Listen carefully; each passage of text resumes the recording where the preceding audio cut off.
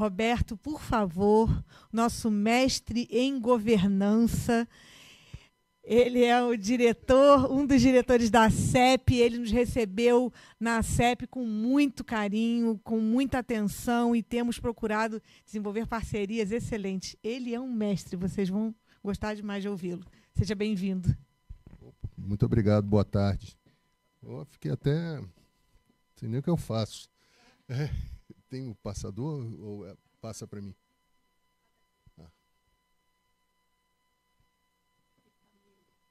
É só para cá eu vou, para cá eu volto. Tá. Boa tarde. Meu nome é Roberto Musser, hoje eu estou como diretor de inovação e novos negócios da CEP. Tenho uma carreira bastante grande na iniciativa privada, na área do setor elétrico, depois eu fui para a Federação das Indústrias.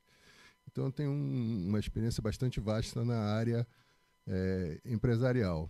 Na área acadêmica, eu sou doutor em Energia e Ambiente pela UFBA, mestre em Administração Estratégica e tenho alguns outros títulos.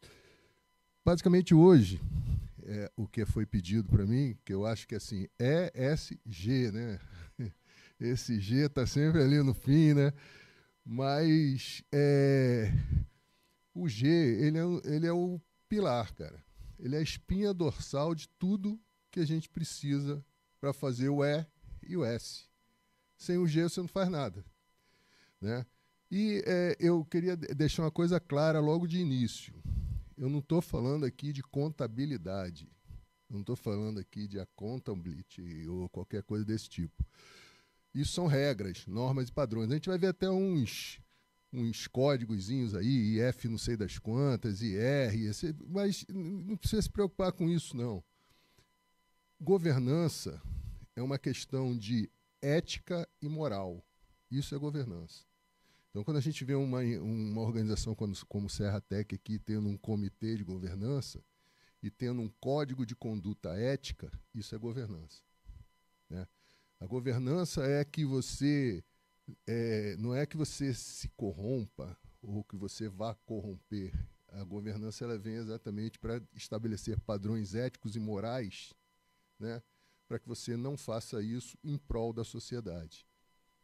Então, isso é uma das coisas mais importantes da governança. Nós vamos correr aí seis tópicos rapidamente, né, dentro do tempo que eu tenho.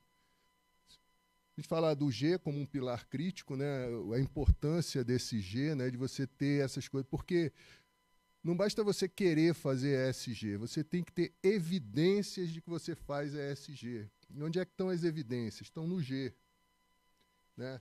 O que você fez lá de recuperação ambiental? Pô, tudo bem, eu fiz compensação de carbono plantando árvore. Plantou árvore aonde? Quantas árvores? Essas árvores estão lá? Quanto que você está neutralizando, né? Então, tem uma série de pontos em que esse G ele vai tornar isso evidente. Segundo ponto, a gente vai falar um pouquinho da evolução, né? Umas colunas básicas de governança, alguns pontos importantes. Cenários globais, que são aqueles códigos ali, depois lá a gente vê. De cabeça, depois de uma certa idade, eu não consigo guardar código de nada. Então, eu escrevi a minha cola aí. Mais um fala sobre a questão de padrões para a contabilidade, né? Aí vem a questão da contabilidade para a área social, para a área ambiental, e tem o padrão europeu, que é aquele ali que é mais severo, inclusive. Casos multissetoriais, trazer 4 exemplos aqui rápidos, né? E um roadmap aí para a gente fechar. Começando falando pelo G, né? O G ele é a espinha dorsal para que você equilibre tanto o E quanto o S, né? Então, quais são as ações sociais que eu tenho? Se eu tenho condição de medir essas ações sociais, tem que ter, cara. Senão, essas ações sociais elas vão se perder aí e você não vai ter uma estruturação do seu ESG e você não vai dar resultados com isso, né? Isso que é importante nesse momento.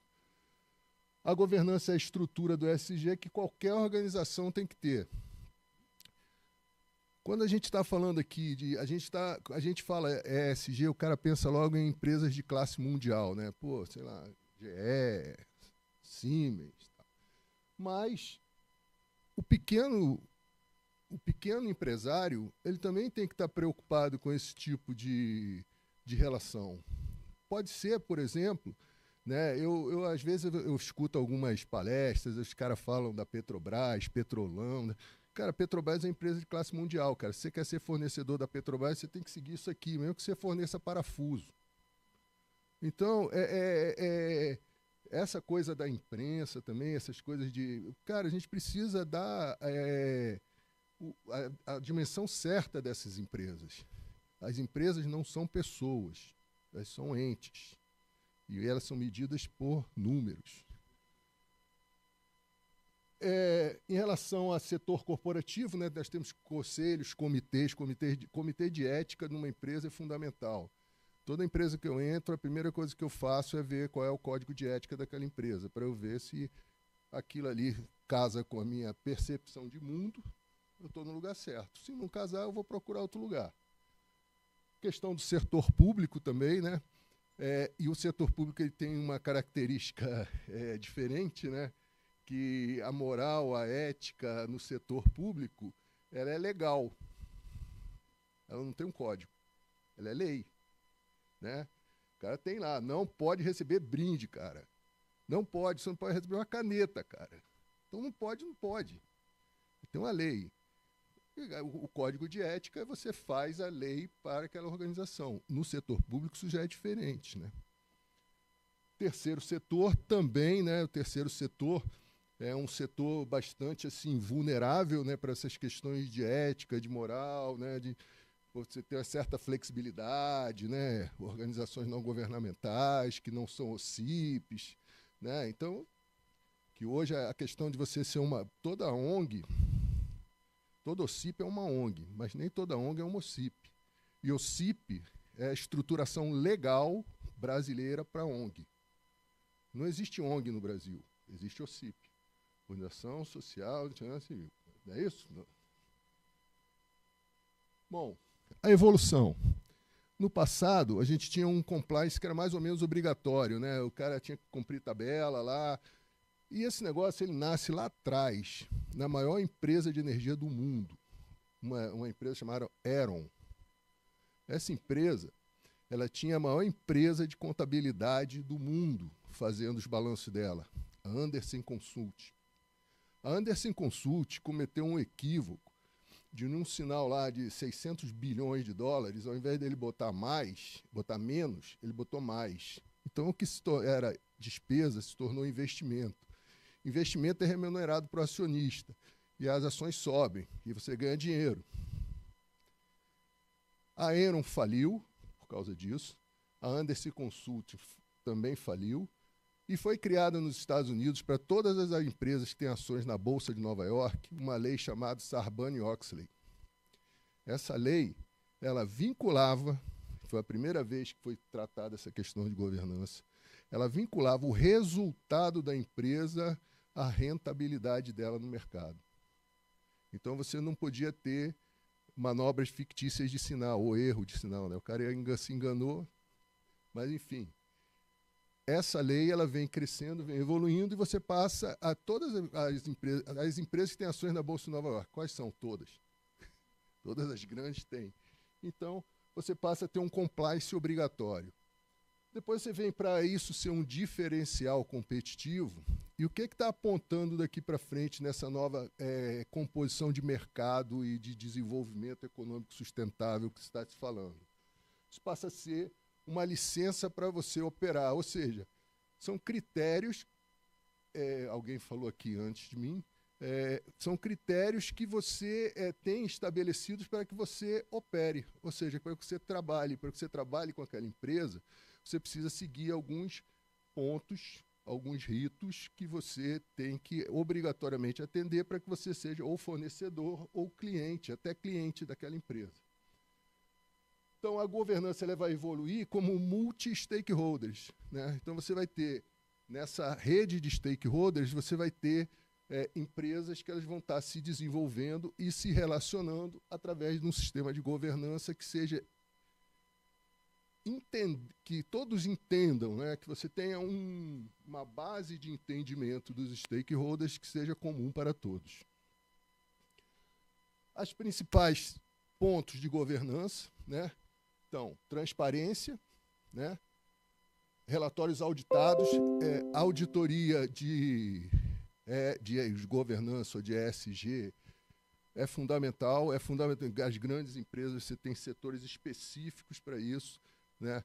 Contrata, como é que você contrata, como é que você pede cotação de preço, como é que você faz todo o sistema de prestação de contas, né? Seus investimentos, eles rentabilizam aquilo que você está dizendo que vai rentabilizar, como é que seu projeto vai crescer, como é que você vai fazer. Então, a questão da equidade, né? Também você ter isso aqui que o Serratec faz, muito bacana, né? Está dentro lá dos ODS, bem interessante, né? Você ter equidade, né? Você tentar contrabalancear algumas reparações históricas que a gente tem que fazer, e tem que fazer mesmo, né? A gente tem que ter a consciência, e aí é a questão da empresa ou uma organização, ela ter consciência do papel social dela. A questão da responsabilidade também, a visão de longo prazo, a sustentabilidade como base, né?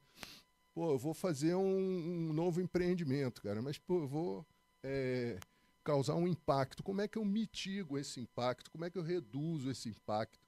Né? A gente está falando aqui, está na moda aí, né, essa semana, a supercomputador. Né? Todo mundo está falando de supercomputador na cidade, supercomputador. Supercomputador é um consumo de energia estúpido.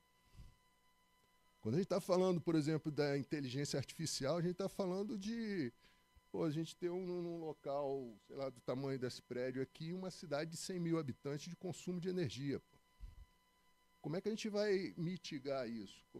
Da onde vem essa energia para começo de conversa? Né? Vem da água que está faltando lá em São Paulo? Vem do óleo diesel que a gente vai queimar para jogar CO2 na atmosfera? Vem da onde? Então, quando você está construindo isso é importante. Ontem teve até uma reunião lá em Brasília, no CEPRO, falando exatamente disso. Como é que você vai equilibrar isso? Como é que a gente vai fazer a governança ambiental a qualquer tipo de organização? As grandes, as médias e as pequenas. Aí aqueles símbolozinhos, né, que o ISSB é um padrão global, aquele FRS1 é a parte de sustentabilidade ambiental e o outro climático. Tá? Então, esses indicadores eles servem para quê? Para você ter parâmetros de referência, base, comparação. Né? Por exemplo, qual é o padrão de referência em relação a emissões da cidade de petróleo? Vamos pegar um município. Nós temos quanto que a gente emite de CO2? A gente precisa saber. Depois que a gente souber isso, que é o primeiro passo, aí a gente vai para o segundo passo. Pô, em relação ao mundo, como é que são nossas emissões? Vai vir uma empresa para cá. Qual é o nível de emissão dessa empresa? Quanto que ela vai impactar dentro do meu processo aqui da cidade? Então, eu só trouxe esses dois indicadores para dizer o seguinte, que a contabilidade ela é mais simples.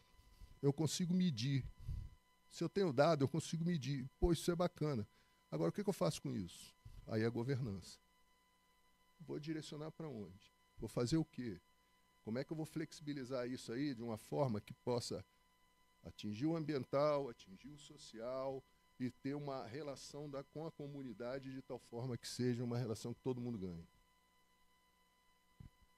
Peguei alguns cases. Esse case aqui, né, eu peguei 4 cases. Eu peguei um case de corporativo, peguei um case de cidade, peguei um case ambiental e peguei um case social. O case corporativo eu fiz questão de pegar a GE. Eu não se preocupa nem se liga muito com esses dados, esses números. Isso aqui é mais assim para ilustrar. Mas é só para chamar a atenção o seguinte, de polêmica, disso aqui. Uma empresa dessa nunca, vou repetir, nunca vai cometer uma fraude contábil. Se ela fizer isso, ela acaba. Então, essa coisa de porque isso, aquilo, não sei o quê, imposto de não sei o quê, isso não existe, cara. Então, uma empresa desse porte, de classe mundial, ela nunca vai fazer isso. Porque a própria composição dela, a própria sobrevivência dela depende disso. Então, só para ilustrar, é uma empresa de 130 anos, está em mais de 170 países. Aqui foi um programa que eles fizeram dentro da área de redução de emissões, né? Eles são um dos grandes, não causadores, mas contribuem, né? Porque eles fazem manutenção de turbina de avião, turbina de usinas e tal. E eles criaram um comitê de sustentabilidade e evoluíram bastante nesse processo. Então, é só para chamar a atenção que esse tipo de empresa é muito difícil a gente ter essas coisas acontecendo. É porque o foco é muito grande. A gente fica, às vezes, demonizando algumas coisas. O case de cidade, Copenhague, o carbono neutro, que isso aqui é bacana. Isso aqui aí vira Petrópolis, né? Porque aí a gente trata aqui de conselhos municipais, né? Conselho da cidade. A gente tem penca de movimento acontecendo aí na área de inovação, ecossistemas, Serratec, LNCC, né? Então a gente começar a pensar, né, assim como por que peguei logo Copenhague, né? Podia ter pegado outra cidade, mas eu achei melhor ir logo para, né? A questão das estruturas de governança, né? Você ter a governança focada naquele propósito, né? Você tem aqui a Secretaria de Meio Ambiente, cara, porra. Vamos lá, né? Você tem aqui um conselho de meio ambiente, né? Vamos lá, vamos criar um código, vamos criar uma ética, vamos criar um processo, vamos criar uma medição, vamos medir, né? Que hoje é uma das coisas que a gente está, inclusive, dentro do processo de residência de TI daqui, do Serratec, que é o segundo projeto que a gente faz aqui. A gente está criando uma forma da gente medir isso. A gente está buscando dados de estado, dados em fontes confiáveis. A gente vai criar um softwarezinho que a gente vai começar a ver se a gente consegue começar a medir isso. Pode ser que nesse primeiro momento não vá legal e tal, mas a gente está tentando criar uma forma em que a gente possa acompanhar isso e tornar isso um sistema de governança. Então, a gente indicar o que pode ser feito, né? Aqui foram os principais resultados, né? Então, o diferencial aqui é integrar, né, o planejamento urbano, né, você ter um planejamento urbano integrado, né, você ter executivo, legislativo, né, judiciário para equilibrar, né, e tendo ali a sociedade civil participando. Uma das coisas que eu também sou voluntário no Instituto Felipe Guedon,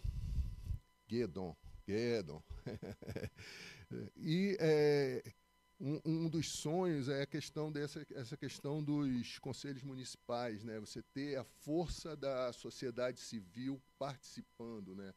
A sociedade civil está ali ajudando, contribuindo. Não é uma questão de nós contra eles, é uma questão de todos por Petrópolis. Há uma ONG de meio ambiente dentro desses cases, né, que é o de Nature. É importante você ver números, né, que você tem recuperação ambiental, e aí tem um negócio que é essa questão do accountability. É importante para você medir, porque o tal do greenwashing é uma coisa muito séria, né, cara? O cara fala assim, o mercado de carbono, eu também estou mexendo um pouco com o mercado de carbono. O mercado de carbono lá atrás, agora não, que já está mais... Com a entrada do blockchain, esse negócio deu uma melhorada. Mas lá atrás, o que acontecia com o mercado de carbono? Eu ia montar uma indústria, eu compensava na terra do Seu José. Aí o outro montava indústria, compensava na terra do Seu José. Então a terra do Seu José, ele virou lastro para uma penca de indústria.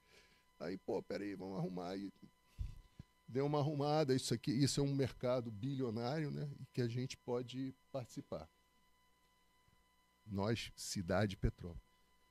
E por último aqui, o Grameen Bank, eu não sei se todos conhecem, isso daí foi um banco de Bangladesh, criado pelo Mohamed Yunus, em que eu tive a grata surpresa de que a Associação Comercial do Rio de Janeiro tem projetos com a fundação dele. Então a gente pode trazer esses projetos depois e conversar, trazer até alguns projetos desses para Petrópolis. A ideia dele era bem simples. Ele financiava micro e pequenos empreendedores. Então, ele comprava uma galinha para o cara, a galinha botar ovo e ele vender os ovos. Aí ele dava aquele empréstimo, $10, depois dava 20, depois dava 30, e aí ia crescendo. E uma coisa que era bem interessante, ele só dava o dinheiro para as mulheres, e não dava para os homens, porque as mulheres cuidavam melhor do que os homens do empreendimento, né? E aí ele ganhou o Prêmio Nobel da Paz em 2006, e ele tirou 65% de pessoas da pobreza. Agora, assim, tirou da pobreza. Agora, quando você fala de pobreza em Bangladesh, é um pouco diferente, viu? É bem diferente. Então, aí um roadmap aí, né? Interessante a gente fazer um diagnóstico, entender, ver como é que essa governança, entender a questão da ética e da moral, né? Ética, ela define qual é o tipo de relacionamento comum. Moral é como eu percebo esse relacionamento. Então, eu posso ter um código de ética bem legal e ter pessoas que não têm moral. Então, nunca vou conseguir cumprir esse código de ética. Então, eu preciso ter essas duas coisas. Eu preciso ter um código de ética que ele estruture as relações e tenha uma moral que permita que as pessoas consigam conviver dentro dessa ética.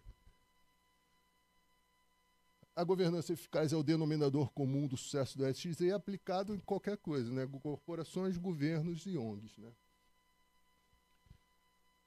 Principais padrões comuns de sucesso para essa coisa, tanto faz ser grande, pequeno ou micro, tanto faz.